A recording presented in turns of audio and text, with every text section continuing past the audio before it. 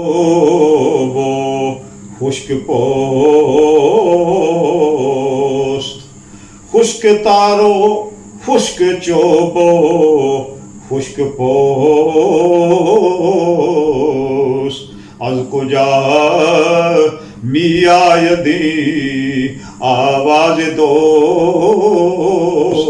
اس شعر میں مولانا رومی رحمۃ اللہ علیہ فرما رہے ہیں کہ آپ نے بانسری کو دیکھا ہوگا، بالکل وہ خالی ہوتی ہے، لیکن جب اسے کوئی بجاتا ہے بانسری کو، منہ کے ساتھ لگاتا ہے، خشک ہوتی ہے بالکل، لیکن جب اسے وہ اپنے منہ کے ساتھ لگاتا ہے اور اسے بجاتا ہے تو اس میں سے عجیب و غریب آواز آنا شروع ہو جاتی ہے۔ اسی طرح فرما رہے ہیں کہ اے میرے مخاطب، تم ذرا غور کرو کہ تمہاری پیدائش کس طرح ہوئی ہے۔ مٹی سے اللہ نے تمہیں پیدا کیا ہے، اور پھر آج تمہارے باپ جد امجد کو، تم سب کو، اور تم میں اپنی روح پھونکی ہے۔ قل الروح من امر ربی، تمہاری روح جو ہے وہ امر ربی سے ہے۔